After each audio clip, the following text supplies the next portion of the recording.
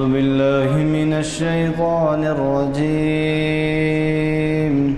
بسم الله الرحمن الرحيم.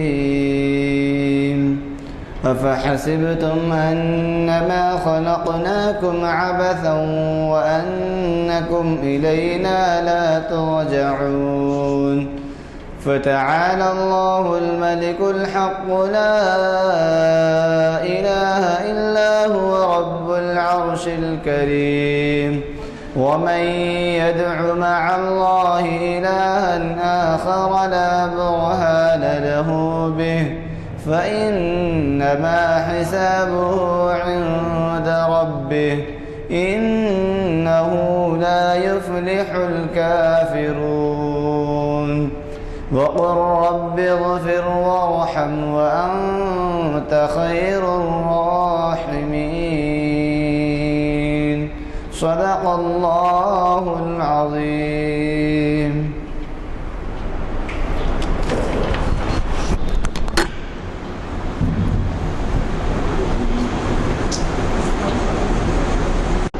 اسلام کی پہلی مملکت تاریخ اسلام کی 726ویں نشست ہے اور اس کو مخاطب کرنے والے تھے SM سعد قاسمی صاحب، جو کسی وجہ سے اچانک انہیں بامبے جانا پڑا، تو انہوں نے ایک انتظام کیا اور ایک scholar Islamic studies Qasim Qasmi صاحب کو جو ہے انہوں نے ان سے شاید استدعا کی، آگے آئیے تشریف لائیے، ہاں تشریف رکھیے، تو ان کے کہنے پر ہم نے زحمت دی آپ کو، جو آپ اسکالر ہیں اسلامک اسٹڈیز کے، اور آپ کو مخاطب کریں گے. اور جیسے کہ میں نے اعلان کیا ہے، آپ اسی عنوان پہ بول رہے ہیں، اسلام کی پہلی مملکت. آپ کیا عنوان سے بول رہے ہیں؟ جو آپ نے دیا وہی اسلام کی پہلی. تو اسی عنوان کو قائم رکھتے ہوئے صرف یہی ہے کہ مقرری صاحب تبدیل ہوئے ہیں اور وہ بہت ہی مجبوری کے تحت چونکہ بامبے چلے گئے، اس وجہ سے وہ مجبوری رہی. ایسا جو عنوان ہے یہ بھی اپنی نوعیت کا پہلا ہے، حالانکہ جیسے اعلامیہ میں ظاہر ہے تاریخ اسلام کا 726واں لیکچر ہے، لیکن ایسا عنوان اس سے پہلے کبھی بھی نہیں دیا گیا. یہ محفل جامع مسجد عالیہ گن فاؤنڈری کے کانفرنس ہال میں آج بتاریخ 5 مارچ 2016 عیسوی مطابق 24 جمادی الاول 1437 ہجری بروز ہفتہ بعد نماز عصر منعقد ہو رہی ہے. اس کا آغاز حافظ محمد برکت اللہ صاحب کی جو نائب امام ہیں ہمارے، ان کی خیرات کلام پاک سے ہوا، اور اس عنوان سے مخاطب کرنے کے لیے میں آج کے مقرر صاحب کو دعوت خطاب دینے سے پہلے صرف اتنا ہی عرض کرنا چاہوں گا کہ جو اعلامیے ہمارے چھپ کے آگے ہیں، اگر کسی کے ہاتھ نہ لگے ہوں تو یہاں سے لے سکتے ہیں. اور اس میں جو ہے کلنی پرسوں یعنی پیر کے دن بہت ہی اہم خطاب ہے. شریعت انفارمیشن سروس 619ویں نشست ہے، اور آپ کے جانے پہچانے مقرر جن کا یہ 619ویں نشست کا سب سے پہلا خطاب ہوا تھا، وہ ہیں حافظ محمد اسحاق کمال قدری صاحب، اور وہ بتاتے ہیں، ان کا عنوان دیا ہے انہوں نے مومن کی پہچان. اس میں آپ ضرور شرکت فرمائیں، کل نہیں پرسوں اسی وقت اسی جگہ. اور پھر اس کے بعد 4 شنبے کے دن اقبال کی نظم خضر راہ ڈاکٹر عقیل ہاشمی مخاطب کریں گے، جو آپ کے جانے پہچانے مقرر ہیں اور 100 سے زائد خطاب کر چکے ہیں یہاں پہ. وہ بھی محفل اقبال شناسی کی 844ویں نشست ہے. حافظ اسحاق کمال قادری صاحب کی 619ویں نشست ہے. تو میں آپ کا زیادہ وقت لیے بغیر میں آج معافی چاہوں گا. میں وزیر عالیہ کی وجہ ہے آپ کے ذہن میں آنے والا رہا تو آنے چاہیے. نحمده ونصلي على رسوله الكريم اما بعد. اعوذ باللہ من الشیطان الرجیم. بسم اللہ الرحمن الرحیم. لمسجد اسس علی التقوی. معزز سامعین،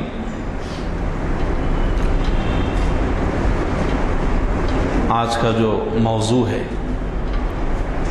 جیسا کہ ابھی کہا گیا کہ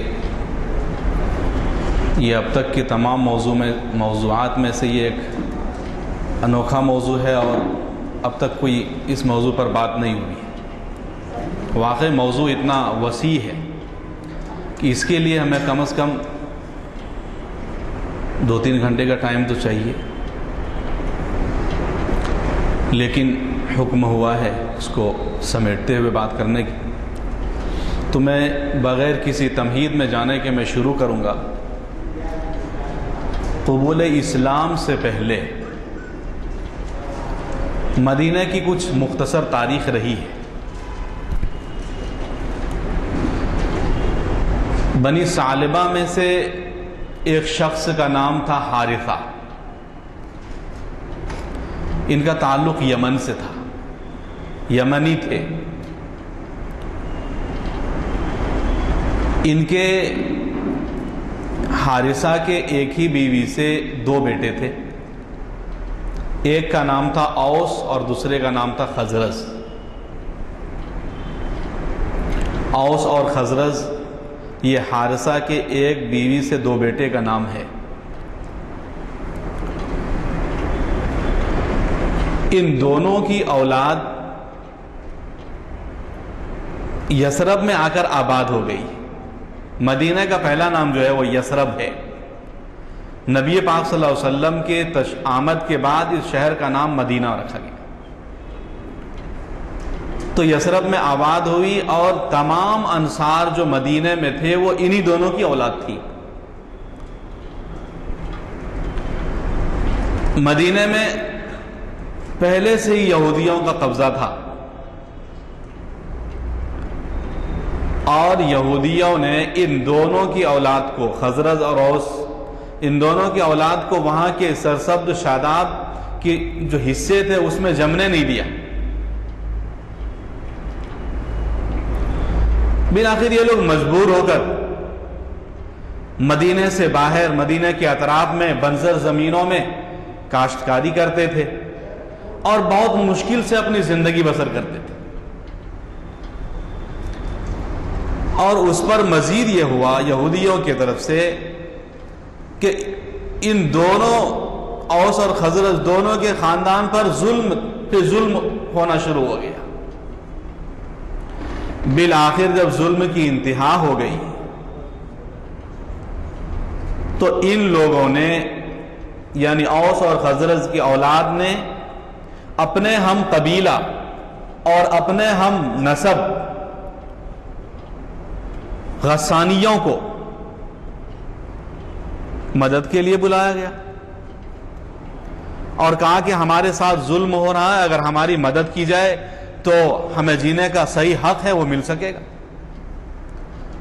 چنانچہ وہاں کے بادشاہ نے جو ہے اپنے فوج کو بھیجا، اور یہودیوں کو زبردستی جو ہے مدینے سے نکال کر باہر کر دیا گیا، اور اوس اور خزرج اب وہاں پہ جم گئے. لیکن جب یہودیوں کو نکالا گیا وہاں سے تو بنو قینقاع جو ایک قبیلہ تھا، اس نے خزرج کی پناہ لے لی، اور ان کے پناہ میں ایک محلے میں انہوں نے سکونت اختیار کر لیا. یعنی خزرج کا حلیف بنو قینقاع بن گیا. جب یہود کے 2 قبیلے بنو قریظہ اور بنو نذیر نے دیکھا کہ بنو قینقاع یہ خزرج کے حلیف بن گئے ہیں، تو ہم دونوں بھی جو ہے اوس کے حلیف بن جاتے ہیں. چنانچہ اوس اور خزرج 250 سال یہودیوں کے بیچ میں رہے، 250 سال یہودیوں کے بیچ میں رہے، اور اس کے اطراف میں یہ لوگ جیتے رہے، بستے رہے. لیکن اوس اور خزرج یہ دونوں اگرچہ ایک ہی نسب کے تھے، ایک ہی خاندان، ایک ہی قبیلے کے تھے، دونوں کی شادیاں، دونوں کے لین دین آپس میں ہوتے رہتے تھے، دونوں کی شادی بھی ایک دوسرے قبیلے میں ہوتی رہتی تھی، لیکن جہالت کی بنیاد پر یہ لوگ لڑتے رہتے تھے، اور تقریباً 250 سال میں بے شمار لڑائیاں ہوئی ان کے بیچ میں، اور انہی لڑائیوں میں سے 11 بڑے بڑے خونریز اور مہلک لڑائیاں ہوئی ان دونوں کے بیچ میں۔ لیکن بعد میں جا کر کے ان لوگوں کو سمجھ آئی اور ان کا احساس زندہ ہوا، اور یہ لوگ اس بات کے سوچنے پر مجبور ہوئے کہ اگر ہم لوگ اسی طریقے سے لڑتے رہیں تو ہمارا وجود جو ہے زمین سے مٹ جائے گا اور ہم سب لوگ ختم ہو جائیں گے۔ چنانچہ ان لوگوں نے طے کیا کہ بھائی ہم سب لوگ اپنا سردار جو ہے عبداللہ ابن ابی کو بنا لیتے ہیں، جو بعد میں چل کر کے منافق ثابت ہوا۔ عبداللہ ابن ابی کو ہم لوگ سردار بنا لیں گے، جو خزرج کا تھا اصل میں، یہ دونوں قبیلہ مل کے ان کو سردار تسلیم کر لیے تاکہ ان کے ماتحتی میں ہم سب لوگ متحد ہو جائیں اور ہمارا جو نقصان ہو رہا ہے ہم اس سے بچ جائیں۔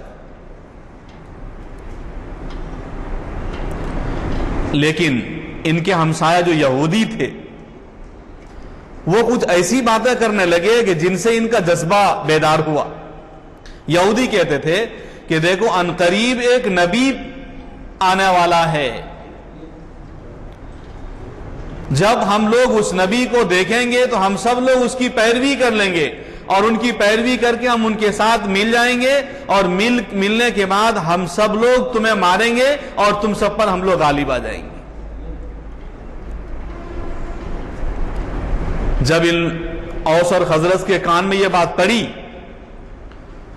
تو ان کا جذبہ بیدار ہوا، اور یہ لوگ کہنے لگے کہ بھائی جب یہ اس نبی کے منتظر ہیں اور یہ ایسی پلاننگ ہے ان کی، تو ہم لوگ کیوں نہ آگے بڑھ کے اس نبی کے پیروی کر لیں اور پیروی کر کے ہم مضبوط ہو جائیں۔ چنانچہ ایسا ہی ہوا۔ اس کے بعد عقبہ اولا، بیعت عقبہ اولا، یعنی اب یہ لوگ مدینہ میں رہنے لگے سن 11 نبوی میں، ہجری نہیں، سن 11 نبوی میں، جب نبی پاک صلی اللہ علیہ وسلم کے مبعوث ہونے کے بعد 11واں سال چل رہا تھا، تو نبی پاک صلی اللہ علیہ وسلم اپنے عادت کے مطابق، اپنے اصول اور قاعدے کے مطابق حج کے دنوں میں عرب کے قبیلوں سے جا کر آپ ملاقات کیا کرتے تھے اور ان کے سامنے دین اسلام رکھتے تھے اور اسلام کا پیغام رکھا کرتے تھے۔ چنانچہ نبی پاک صلی اللہ علیہ وسلم عادت کے مطابق مینا کی طرف گئے، اور چلتے چلتے عقبہ، ایک گھاٹی، عقبہ جن کو کہا گیا ہے عقبہ بیت اولا، یعنی ایک گھاٹی کا نام، اور یہ عقبہ جو ہے مینا کے علاقے میں تھا۔ وہاں پہ گئے تو خزرج کے چند لوگ وہاں پہ موجود تھے، تو نبی پاک صلی اللہ علیہ وسلم نے ان لوگوں سے پوچھا بھائی آپ لوگ کون ہو؟ تو ان لوگوں نے کہا کہ ہم لوگ خزرج کے چند لوگ ہیں۔ نبی پاک صلی اللہ علیہ وسلم نے ان لوگوں سے فرمایا کیا میں تم لوگوں سے کچھ باتیں کر سکتا ہوں؟ ان لوگوں نے کہا ضرور۔ چنانچہ وہ سارے کے سارے لوگ نبی پاک صلی اللہ علیہ وسلم کے سامنے بیٹھ گئے۔ آپ صلی اللہ علیہ وسلم نے ان کے سامنے قرآن پاک کی تلاوت کی اور اسلام کا پیغام دیا اور دین اسلام کو سمجھایا۔ ان لوگوں کو نبی پاک صلی اللہ علیہ وسلم پر اعتماد آیا، اور ان سب لوگوں نے نبی پاک صلی اللہ علیہ وسلم پر ایمان لے آیا۔ ایمان لانے کے بعد آپس میں وہ لوگ بولنے لگے بھائی یقین مانو یہ وہی نبی ہے جس نبی کے حوالے سے یہودی ہم لوگوں کو ڈراتے رہتے ہیں کہ ان کی پیروی کر لیں گے اور پھر مل کے آپ سب کو ماریں گے اور آپ کو کمزور کریں گے۔ چنانچہ ان تمام چند لوگوں نے ایمان لایا نبی پاک صلی اللہ علیہ وسلم پر، اور یہ وعدہ کیا کہ اللہ کے نبی آپ سے جو پیغام ہم نے سنا ہے، جو چیزیں سیکھی ہے، ہم مدینے میں جا کر وہاں کے لوگوں کو یہ پیغام سکھائیں گے۔ چنانچہ یہ چند لوگ مدینہ واپس ہوئے، اور مدینے میں ان لوگوں نے دین اسلام کے پیغام کو عام کرنا شروع کیا۔ اور ان کے عام کرنے کی وجہ سے کافی اسلام پھیلا اور کافی لوگ مسلمان اسلام کے حلقے میں آ گئے اور مسلمان ہو گئے، اور کہا کہ انشاءاللہ پھر ہم آئندہ سال ملیں گے۔ چنانچہ پھر بیعت عقبہ ثانیہ سن 12 نبوی میں پھر اسی طریقے سے تقریباً یہ لوگ ساتھ تھے، 14 لوگ آئے، اور آنے کے بعد ان لوگوں نے نبی پاک صلی اللہ علیہ وسلم سے ملاقات کی۔ ملاقات کے بعد ان لوگوں نے درخواست کی کہ ہمیں اسلام کی تعلیم سکھانے کے لیے، اسلام کے پیغام صحیح طریقے سے معلوم ہو، ہمیں اس علم کے حاصل کرنے کے لیے آپ کسی کو بھیجیں تو ہمارے لیے بہتر ہوگا۔ چنانچہ نبی پاک صلی اللہ علیہ وسلم نے ان کے درخواست پر حضرت مصعب بن عمیر رضی اللہ تعالیٰ عنہ کے پاس کو مدینہ بھیجا۔ مدینہ جانے کے بعد حضرت مصعب بن عمیر کے ذریعے سے اتنا اسلام پھیلا کہ پورے مدینے کے ہر حلقے میں اسلام کا بول بالا ہونے لگا، پھیل گیا، اسلام کا بول بالا ہو گیا اور اسلام کا چرچا ہونے لگا۔ ہر قبیلے، ہر حلقے میں نبی پاک صلی اللہ علیہ وسلم کے نام لیوا ہو گئے اور نبی پاک صلی اللہ علیہ وسلم کے سننے والے ہو گئے۔ بالآخر 13ویں نبوی میں، سن 13 نبوی میں جب اسلام کا مدینہ میں بہت عروج ہوا اور مدینہ میں اسلام کو ترقی ملی، اور 13 نبوی میں اسلام مدینہ میں بہت زیادہ پھیل چکا تھا، تو اس موقع سے حضرت جابر ابن عبداللہ رضی اللہ تعالیٰ عنہ نے کہا، فرماتے ہیں کہ ہم کئی لوگ ایک جگہ جمع ہو گئے اور ہم لوگوں نے اس بات پر اتفاق کیا کہ بھائی ہم لوگ رسول اللہ صلی اللہ علیہ وسلم کو مکے کے پہاڑیوں میں کب تک چھوڑ کے رکھیں گے؟ پہاڑیوں میں آپ پھر رہے ہیں، قبائل در قبائل آپ چکر لگا رہے ہیں، لیکن آپ کو وہاں پر میسر نصیب نہیں ہے، آپ پریشانی کے عالم میں مکے کی سرزمین پر اپنی زندگی گزار رہے ہیں، ہم لوگ کب تک چھوڑیں گے وہاں پہ؟ چنانچہ جابر ابن عبداللہ رضی اللہ تعالیٰ عنہ فرماتے ہیں کہ ہم 70 لوگ، ان میں کچھ ایمان لانے والے بھی تھے اور غیر ایمان والے بھی تھے، سب لوگ آئے اور ہم سب لوگوں نے مکے میں آ کر کے ایک شخص سے نبی اکرم صلی اللہ علیہ وسلم کا پتہ پوچھا، اور اسی میں حضرت برہ بن عازب رضی اللہ تعالیٰ عنہ بھی تھے۔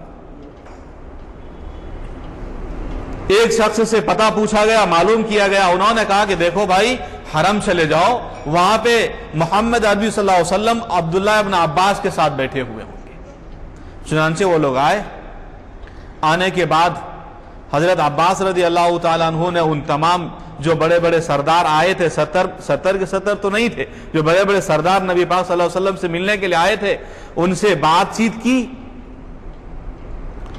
بات کرنے کے بعد عبداللہ ابن عباس نے سب سے پہلے ان کا تعارف کرایا اور بات یہاں سے شروع کی کہ دیکھو بھائی محمد جو ہے یہ اپنے خاندان بنی ہاشم کا سب سے محترم بندہ ہے، سب سے محترم اور سب سے معظم بندہ ہے، اپنے خاندان میں مسلم ہے، ہر لوگ ان کے معتقد ہیں اور ان کے سچائی اور ان کے عدل کے گواہی دینے والے ہیں، لیکن مکے میں ان کے لیے بہت زیادہ مشکلات پیدا ہو گئی ہیں، ان کے لیے محفوظ جگہ ہیں لیکن ہمیشہ آپ کے لیے خطرہ بھی رہتا ہے، اسی لیے اگر آپ لوگ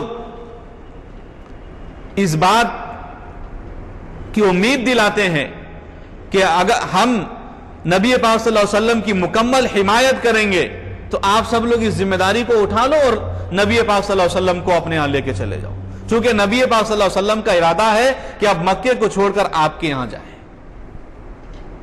چنانچہ کعب رضی اللہ تعالیٰ عنہ آگے بڑھے اور آگے بڑھ کر کے انہوں نے کہا کہ یا رسول اللہ آپ ہم سے کیا عہد لینا چاہتے ہیں، آپ لے لیجیے۔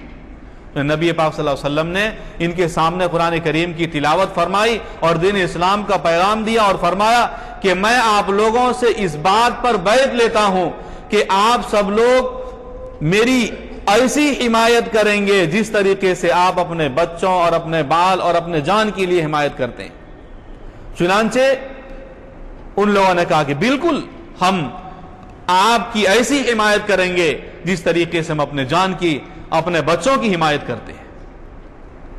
چنانچہ نبی پاک صلی اللہ علیہ وسلم سے بیعت لینے کے بعد یہ صحابہ جو ہے واپس مدینہ تشریف لے گئے، اور وہاں پر جا کر کے ان لوگوں نے اسلام کا خوب کام کیا، اسلام کے پھیلانے کا۔ لیکن نبی پاک صلی اللہ علیہ وسلم ابھی ہجرت نہیں فرمائے ہیں۔ تقریباً بیعت عقبہ ثانیہ کے 2-2.5 مہینے کے بعد نبی پاک صلی اللہ علیہ وسلم کو حکم ملا ہجرت کا، پھر آپ نے ہجرت کیا۔ لیکن جب یہ بات چل رہی تھی عہد لینے کا، بیچ میں ایک شخص کھڑا ہوا بات کو کاٹ کرتے ہوئے، بات کو بیچ میں سے توڑتے ہوئے، ابو الہیشم جس کا نام تھا، انہوں نے کہا کہ اے اللہ کے رسول، کہیں ایسا تو نہیں ہو جائے گا ہمارے ساتھ کہ جب آپ مدینے میں مضبوط ہو جائیں گے، آپ کو غلبہ ملے گا، تو کہیں ہمارے قبیلے کو چھوڑ کر آپ پھر واپس مکہ تو نہیں چلے آئیں گے؟ انہوں نے کہا ایسا نہیں ہوگا۔ نبی پاک صلی اللہ علیہ وسلم نے مسکرا کر جواب دیا، فرمایا دیکھیے ایسا بالکل نہیں ہوگا، اب میرا جینا، میرا مرنا آپ کے ساتھ ہوگا، جو آپ کا دوست ہوگا وہ میرا بھی دوست ہوگا، جو آپ کا دشمن ہوگا وہ میرا بھی دشمن ہوگا، یعنی میں آپ کا ساتھ ہمیشہ دوں گا، اور جینا مرنا ہر چیز آپ کے ساتھ۔ لیکن یہ جو بیعت ہوئی، اس بیعت کی اطلاع جو ہے قریش کو مکہ میں ہو گئی، اور قریش اس بات سے واقف ہو گئے۔ چنانچہ قریش کے بڑے بڑے سردار مدینہ آئے، اور مدینہ میں بڑے بڑے جو صحابہ، یہ اس وقت کے جو مسلمان تھے، ان کے پاس گئے، اور مدینہ کے رہنے والے جو تھے ان کے پاس جا کر کے انہوں نے کہا کہ کیا تم لوگ محمد کو اپنے پاس لانا چاہ رہے ہو؟ جو اس میں ایمان والے تھے انہوں نے خاموشی اختیار کر لی، اور جو اس میں ایمان والے نہیں تھے انہوں نے انکار کر دیا، بھائی مجھے معلوم نہیں۔ اس کے بعد عبداللہ ابن ابی کے پاس یہ لوگ گئے اور کہا کہ دیکھیے ایسا ہوا ہے، اور آپ کے لوگ جو ہے محمد کو اپنے پاس بلانا چاہتے ہیں، گویا کہ ہم لوگوں سے جھگڑا مول لینا چاہتے ہیں۔ عبداللہ ابن ابی نے کہا کہ میں اس قوم کا سردار ہوں، میرے پرمیشن کے بغیر، میری اجازت کے بغیر یہ لوگ اتنا بڑا قدم نہیں اٹھا سکتے۔ چنانچہ ان کی بات پر ان کو اعتماد تو نہیں ہوا قریش کے سردار کو، لیکن یہ لوگ اپنے اس میں رہے، یہ لوگ تو میں رہے، دیکھتے رہے کہ یہ لوگ کیا کر رہے ہیں۔ بالآخر نبی پاک صلی اللہ علیہ وسلم کو ہجرت کا حکم ہوا، اور بیعت عقبہ ثانیہ کے بعد، یعنی یہ صحابہ سے جو بیعت لیے تھے، اس کے بعد نبی پاک صلی اللہ علیہ وسلم کو ہجرت کا موقع، نبی پاک صلی اللہ علیہ وسلم نے پہلے مسلمانوں کو ہجرت کی اجازت دی کہ سارے مسلمان ہجرت کر جائیں۔ چنانچہ ہجرت کا سلسلہ شروع ہوا، اور لوگ جو ہے ہجرت اس طرح کرنے لگے کہ بعض پورے قبیلے جو ہے ہجرت کر کے مدینہ چلے گئے۔ اور نبی پاک صلی اللہ علیہ وسلم کے لیے ایسا بھی وقت آ گیا کہ مدینے میں اب صرف 2 رفیق کے علاوہ کوئی بھی تیسرے ساتھی نہیں تھے۔ نبی پاک صلی اللہ علیہ وسلم کے 2 رفیق میں سے حضرت ابوبکر صدیق رضی اللہ تعالیٰ عنہ اور دوسرے حضرت علی رضی اللہ تعالیٰ عنہ، یہ دونوں تھے۔ چنانچہ اب وقت آ گیا، چونکہ کفار کو جب معلوم ہو گیا کہ جب یہ لوگ مدینے پر قابض ہو جائیں گے، مدینے پر اسلام کا غلبہ ہوگا، تو مدینے کے طرف سے جو ملک شام جانے کا راستہ ہے، جو ان کے کفار قریش کے لیے بزنس کا راستہ ہے، اس راستے پر ان کے لیے خطرہ ہوگا، یہ صحیح طریقے سے بزنس نہیں کر سکیں گے، تجارت نہیں کر سکیں گے۔ تو اس خطرے کی وجہ سے ان تمام کفار قریش نے دار الندوہ میں آ کر کے مشورہ کیا کہ ایسے موقع پر اب کیا کرنا چاہیے محمد کے لیے، جبکہ اب مدینہ میں اسلام کا چرچا ہو چکا ہے۔ اگر ہمارے لیے ملک شام جانا مشکل ہو جائے تو ہمارا بزنس بالکل ہی ٹھپ ہو جائے گا، اور ہم تجارت کے سلسلے میں کمزور ہو جائیں گے۔ چنانچہ ان لوگوں نے مشورہ کیا، کسی نے کہا کہ ان کے پیروں میں بیڑیاں ڈال کے ان کو بند کر دو، کسی نے کہا کہ ان کو قتل کر دو۔ ابو جہل نے جو مشورہ دیا اس پر عمل ہوا، اس نے کہا کہ سارے قبیلے کے لوگ مل کر جمع ہو کر کے ان کے گھر کو گھیر لیا جائے گا اور جب یہ گھر سے باہر ہوں گے سب لوگ ٹوٹ پڑیں گے، اس پر حملہ کر دیں گے، اور اس کا جو دم ہوگا، جو اس کا فدیہ ہوگا، وہ سارے کے سارے قبیلے میں تقسیم ہو جائے گا، کوئی ایک قبیلے کے لوگ بدنام نہیں ہوں گے۔ چنانچہ ایسا ہی ہوا، اور نبی پاک صلی اللہ علیہ وسلم کے لیے ان لوگوں نے بالآخر ان کی پلاننگ یہاں تک ہوئی کہ نبی پاک صلی اللہ علیہ وسلم کے لیے ناپاک ارادے ہوئے اور ان کے قتل کی ان لوگوں نے پلاننگ رچ لی۔ چنانچہ یہ لوگ آ گئے، نبی پاک صلی اللہ علیہ وسلم کو بذریعہ وحی معلوم ہو گیا کہ ایسے میرے لیے پلاننگ ہوئی ہے، تو نبی پاک صلی اللہ علیہ وسلم ہر دن معمول تھا کہ حضرت ابوبکر صدیق رضی اللہ تعالیٰ عنہ کے پاس یہ شام کے ٹائم میں جایا کرتے، شام کے وقت میں۔ اس دن دوپہر کے وقت میں پہنچ گئے، دستک دی، ابوبکر صدیق رضی اللہ تعالیٰ نے دروازہ کھولا اور چونک اٹھے کہ ضرور کوئی بات ہے۔ نبی پاک صلی اللہ علیہ وسلم اپنے معمول کے خلاف دوپہر کے وقت تشریف فرمائے۔ چنانچہ نبی پاک صلی اللہ علیہ وسلم نے کہا کہ صدیق، ہجرت کا حکم ہو چکا ہے، اب ہمیں ہجرت کرنا ہے۔ چنانچہ تمام کارروائیاں کی گئی ہجرت کے لیے۔ حضرت عائشہ صدیقہ رضی اللہ تعالیٰ عنہا نے ان کے لیے سامان سفر کو باندھا اور یہ لوگ ہجرت کے لیے تیار ہوئے۔ سب سے پہلے ایک شخص کو جو مشرک تھا لیکن بڑا وفادار تھا، ابوبکر صدیق نے ان کو 2 گھوڑے دیے، جو ابوبکر صدیق کے پاس کئی سالوں سے گھوڑوں کو مطلب پالا جا رہا تھا اور ہجرت کے لیے تیار کیا جا رہا تھا۔ ان دونوں گھوڑوں کو دینے کے بعد ان سے کہا گیا کہ جب میں بلاؤں اس وقت مقررہ پر حاضر ہو جانا۔ نبی پاک صلی اللہ علیہ وسلم مدینے سے نکلتے ہوئے نبی پاک صلی اللہ علیہ وسلم ایک اونچے مقام پر چڑھ کر مکہ کو حسرت کی نگاہوں سے دیکھا اور کہا کہ اے سرزمین مکہ، تو بہت محبوب ہے اور اللہ کو بھی تو بڑا محبوب ہے، لیکن میں مجبور ہو کر یہاں سے تمہیں چھوڑ کر جا رہا ہوں، اگر یہاں کے لوگ مجھے نہ نکالتے تو میں چھوڑ کر تم کو نہیں جاتا۔ اس کے بعد آپ غار ثور میں رہے 3 دن، تیسرے دن نہیں بلکہ چوتھے دن وہ شخص آیا گھوڑے کو لے کر کے، جبکہ نبی پاک صلی اللہ علیہ وسلم کی تفتیش کی جو سرگرمیاں تھی وہ ٹھنڈی ہو چکی تھی۔ وہاں سے نبی پاک صلی اللہ علیہ وسلم مدینہ کی طرف روانہ ہوئے۔ سب سے پہلے آپ نے قباء میں اپنا ٹھکانہ بنایا اور قباء میں پہنچے، اور مدینہ کے لوگ اتنے بےتاب تھے نبی پاک صلی اللہ علیہ وسلم کی دیدار کے لیے، چونکہ آمد کی خبر بہت پہلے مل چکی تھی کہ نبی پاک صلی اللہ علیہ وسلم آنے والے ہیں۔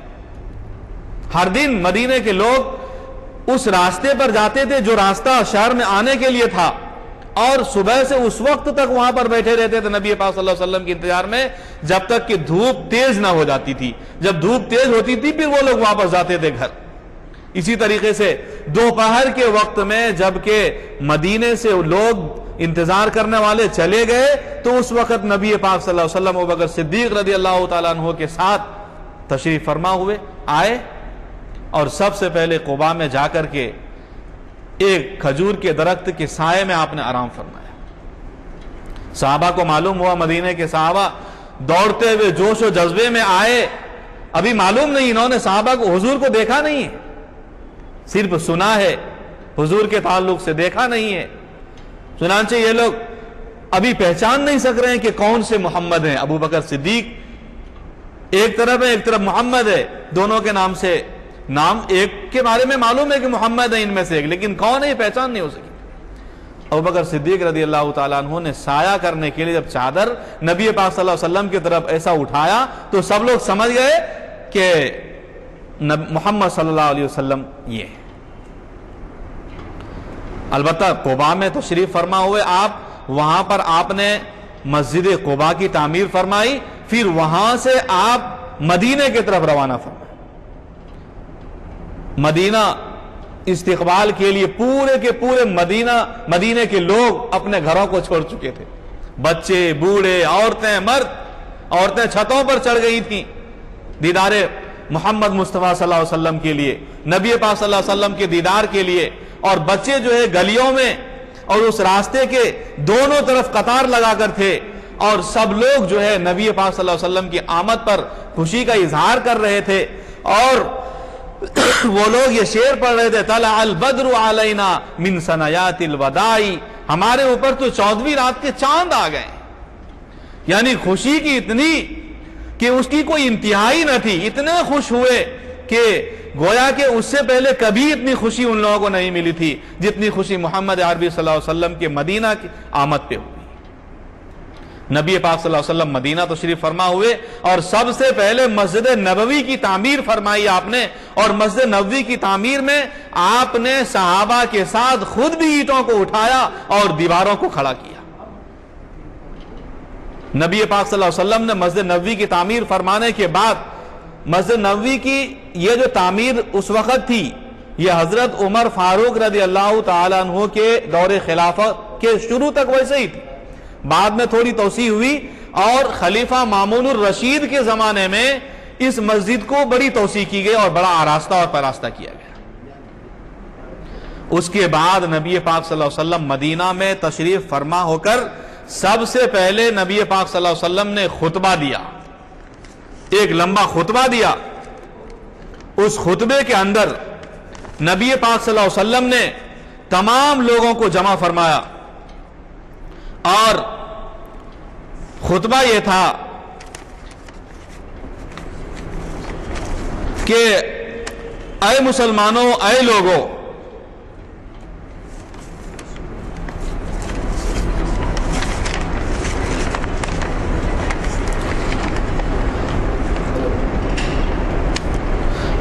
جان لو کہ اے لوگوں اپنی جانوں کے لیے بر وقت کچھ کما لیا کرو.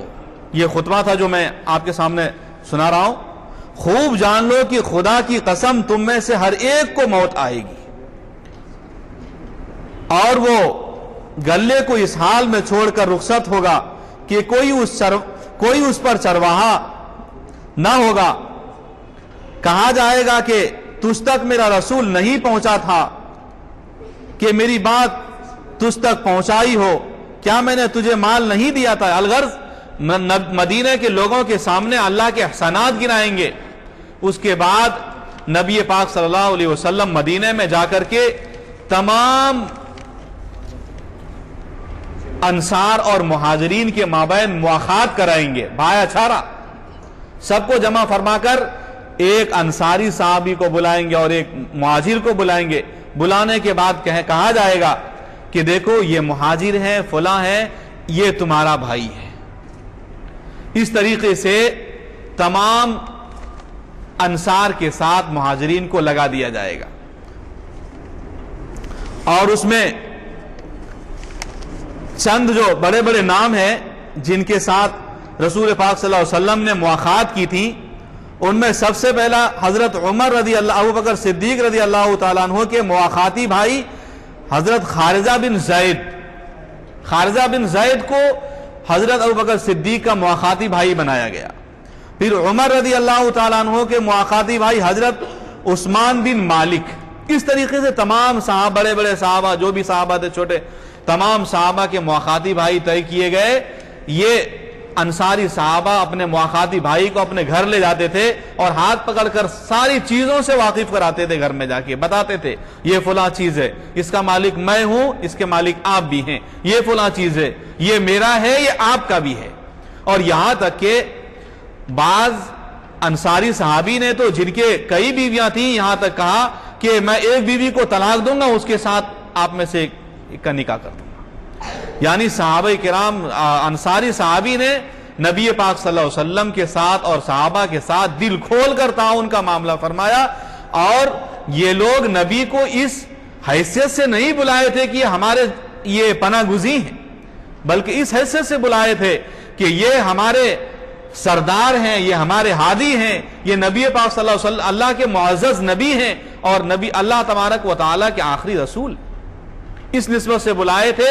اور ان لوگوں کو بڑا فخر تھا جو وہاں پر بیعت ہوئی تھی، بیعت عقبہ اور بیعت ثانیہ. اس میں بڑا فخر تھا ان لوگوں کو کہ ہم لوگوں نے جو ہے محمد عربی صلی اللہ علیہ وسلم سے بیعت لی ہے اور ان کی حمایت کی، ہم نے تائید کی ہے. ان تمام سے بہت متفخر تھے یہ لوگ اور اس کا ایک اچھا یہ لوگ محسوس کر رہے تھے اور اس کو اپنے لیے ایک اچھا حصہ تصور کرتے تھے. چنانچہ ان میں مواخات ہونے کے بعد نبی پاک صلی اللہ علیہ وسلم نے مدینہ میں رہتے ہوئے یہ چاہا کہ پورے مدینے کے اندر بھی اور مدینے کے اطراف میں الغرض پورے سرزمین پر جو ہے امن اور سکون کا ماحول پیدا ہو۔ چنانچہ وہاں پہ جتنے لوگ تھے مدینے میں، تمام مدینے کے لوگوں کو بلایا اور معاہدہ کیا گیا۔ کئی معاہدات ہیں، جن میں سے خاص یہ ہے کہ معاہدہ یہ کیا گیا کہ دیکھیے کوئی بھی اگر مدینے پر حملہ کرے گا، ہم سب لوگ مل کر اس کی حمایت، آپ اس کی دفاع کریں گے اور ہم سب لوگ مل کر اس کی دفاع کے لیے کھڑے ہو جائیں گے۔ اسی طریقے سے بہت لمبے لمبے کئی معاہدے ہوئے، جو معاہدہ آج کی کسی بھی حکومت کے لیے ایک اساسی بنیاد اساسی رکھتی ہے، تو اساس کا درجہ رکھتی ہے۔ تو نبی پاک صلی اللہ علیہ وسلم نے معاہدہ کیا اور اس کے ساتھ ساتھ پورے سرزمین پر امن پھیلے اور سکون کا ماحول ہو، اطراف میں جا کر لوگوں کو سمجھایا اور لوگوں کو جو ہے دین اسلام کی تعلیم دی اور دین اسلام کا پیغام پھیلایا۔ اس طریقے سے نبی پاک صلی اللہ علیہ وسلم نے مدینے کو سجایا اور مدینے کو سنوارا۔ خود مدینے کے اندر بھی سکون کا ماحول پیدا ہو گیا، ورنہ مدینے کی حالت تھی کہ وہاں پہ ایک دوسرے سے ایسی عداوت تھی کہ کسی دوسرے قوم میں ایسی عداوت آج تک پیدا نہ ہوئی، لیکن نبی پاک صلی اللہ علیہ وسلم نے جا کر سارے عداوتوں کو، سارے بغض اور حسد اور ان تمام خرابیوں کو آپ نے مٹا دیا اور پورے عرب میں سکون کا ماحول پیدا ہو گیا۔ لیکن دشمن اسلام کی طرف سے کچھ نہ کچھ ریشہ دوانیوں کی وجہ سے، کچھ نہ کچھ چھیڑ چھاڑ کی وجہ سے اسلام کو اٹھنا پڑا، اور کئی مدینے سے کئی غزوات ہوئے، جنگ بدر ہوئے، اس سے جنگ احد ہوئے، کئی بڑے بڑے غزوات ہوئے، لیکن نبی پاک صلی اللہ علیہ وسلم نے کی طرف سے کبھی ایسا نہیں ہوا کہ سبقت ہوئی یا یہ کہ بغیر کسی معاہدے کے توڑے ہوئے آپ نے ان کے طرف جنگوں کی طرف پیشکش کی، بالکل نہیں، بلکہ دشمنوں کی طرف سے شروعات ہوئی، کچھ شر انگیزیاں ہوئی تو اس پر نبی پاک صلی اللہ علیہ وسلم جنگ پر مجبور ہوئے، اور نبی پاک صلی اللہ علیہ وسلم نے جنگ بھی کی، لیکن جنگ میں ایسے اخلاق پیش کیے نبی پاک صلی اللہ علیہ وسلم نے کہ جس کی مثال تاریخ میں نہیں مل سکتی۔ جنگ بدر میں کئی لوگ قیدی ہوئے تھے، چنانچہ مشورہ کیا حضور پاک صلی اللہ علیہ وسلم نے کہ ان قیدیوں کے ساتھ کیا جائے۔ حضرت عمر نے کہا کہ ان تمام کو قتل کر دیا جائے۔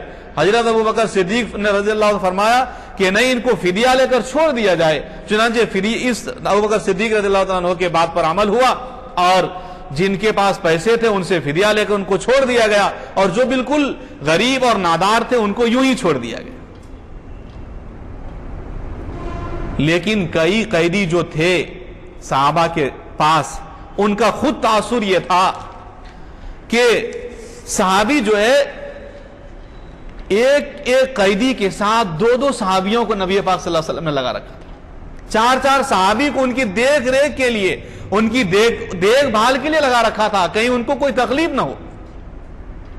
چنانچہ ان میں سے ہی حضرت معاذ بن جبل رضی اللہ عنہ بھائی ہے جن کا نام عبد العزیز، ان کا تاثر ہے کہ جب میرے پاس صحابی کھانا لے کر، یا انصاری صحابی جب کھانا لے کر آیا کرتے تھے، کھانا لے کر آتے تھے میرے سامنے رکھ دیتے تھے، اور وہ ان کے ہاتھ میں کھجور ہوا کرتا تھا اور وہ کھجور کھانے لگتے تھے، تو ہم لوگ جو ہے کھانا ان کو سامنے، ہم ان کے ہاتھ میں پکڑاتے تھے، لیکن وہ لوگ جو ہے وہ کھانا کو ہاتھ میں نہیں لگاتے تھے اور چھوڑ دیتے تھے۔ یعنی ان لوگوں نے دشمنوں کا اتنا خیال رکھا، ان قیدیوں کا اتنا خیال رکھا کہ خود بھوکے رہ کر ان قیدیوں کو انہوں نے کھلایا۔ تو نبی پاک صلی اللہ علیہ وسلم کے ایسے اخلاق تھے، اور انہی اخلاق کی وجہ سے مدینہ سورا اور سارا اسلام اور سارے عالم، پورا عالم عرب سورا، اور نبی پاک صلی اللہ علیہ وسلم کے مدینہ آنے سے اتنا زیادہ اسلام کو فروغ ملا اور اتنا زیادہ اسلام پھیلا کہ مدینے میں 11 سال میں نبی پاک صلی اللہ علیہ وسلم نے جتنا اسلام کو پھیلایا تھا، 3 سال میں مدینے میں اس سے زیادہ مسلمان ہو گئے، اور یہ نبی پاک صلی اللہ علیہ وسلم کے اخلاق کی وجہ سے ہوئے۔ نبی پاک صلی اللہ علیہ وسلم کے کردار کی وجہ سے ہوئے، نبی پاک صلی اللہ علیہ وسلم کے انصاف اور عدالت کی وجہ سے ہوئے۔ سب لوگوں نے دیکھا کہ نبی پاک صلی اللہ علیہ وسلم کا کردار کیا ہے، نبی پاک صلی اللہ علیہ وسلم کا اخلاق کیا ہے، نبی پاک صلی اللہ علیہ وسلم بات کے کتنے پکے ہیں اور معاہدات کے کتنے پکے ہیں۔ نبی پاک صلی اللہ علیہ وسلم نے وہاں کے لوگوں کو ڈرایا بھی کہ دیکھو یقیناً اللہ ناراض ہوتا ہے جب اللہ کا عہد توڑا جاتا ہے۔ تو اللہ تبارک و تعالی کے دین کو پھیلانے کے لیے اور پورے عالم میں امن کو پھیلانے کے لیے نبی پاک صلی اللہ علیہ وسلم نے اپنے اخلاق کو، کردار کو پیش کیا، اور بالآخر مدینہ جو ہے اسلام کی پہلی مملکت بنی، اور وہیں سے سارے عالم کے اندر اسلام کا بول بالا ہوا، اور وہیں سے اسلام کا پرچم آگے چلا۔ خلاصہ یہ ہے کہ نبی پاک صلی اللہ علیہ وسلم نے اسلام کے خاطر اپنے گھر مکہ کو چھوڑا، اور یہ مکہ والوں کے نکالنے کی وجہ سے چھوڑا، اور پھر آپ نے اپنا مقام جو ہے مدینہ بنایا۔ لیکن پھر مدینے کو بھی آپ نے نہیں چھوڑا، کیوں؟ اس لیے کہ مدینے کے انصار نے مجھ سے عہد لی ہے، اور مدینے کے انصار نے کہا ہے کہ اللہ کے رسول جب آپ غلبہ پالیں گے، آپ غالب ہو جائیں گے، تو کہیں مجھے تو چھوڑ کر آپ نہیں چلے جائیں گے۔ اس لیے نبی پاک صلی اللہ علیہ وسلم مدینے میں ساری زندگی رہے، اور وہیں پر رہ کر کے آپ صلی اللہ علیہ وسلم نے سارے عالم میں اسلام کو عام کیا، اور مدینے کے اندر امن اور سکون کا ماحول پیدا کیا۔ بالآخر ایک وقت وہ بھی آیا کہ سارے عرب کے اندر امن اور سکون کا ماحول پیدا ہو گیا، اور نبی پاک صلی اللہ علیہ وسلم پھر سارے عالم میں اسلام کو پھیلا کر کے ملک کے اکثر حصے میں اسلام کو عام کر کے اس دنیا سے آپ رخصت ہوئے۔ تو مدینہ کی پہلی مملکت ہونے کی یہ مختصر سی تاریخ ہے جو آپ کے سامنے رکھی گئی ہے۔ اللہ تعالیٰ سے دعا ہے کہ اللہ تبارک و تعالی ہم سب کو نبی پاک صلی اللہ علیہ وسلم کے ان اصولوں پر عمل کرنے کی توفیق نصیب فرمائے، اور نبی پاک صلی اللہ علیہ وسلم کے کردار کو اپنانے کی توفیق نصیب فرمائے، نبی پاک صلی اللہ علیہ وسلم کے اخلاق کو اپنانے کی توفیق نصیب فرمائے، اور نبی پاک صلی اللہ علیہ وسلم نے جس طریقے سے عالم کے اندر اپنے اخلاق کے ذریعے سے اسلام کو پھیلایا اور اخلاق کو عام کیا اور دین اسلام کے پیغام کو عام کیا، اسی طریقے سے ہم لوگوں سے بھی اللہ تعالی اپنے دین کا کام لے لے، اور ہم سب کو نبی پاک صلی اللہ علیہ وسلم کا غلام بنا کر اور ایمان کی حالت میں ہم سب کا خاتمہ فرمائے۔ وآخر دعوانا ان الحمد للہ رب العالمین۔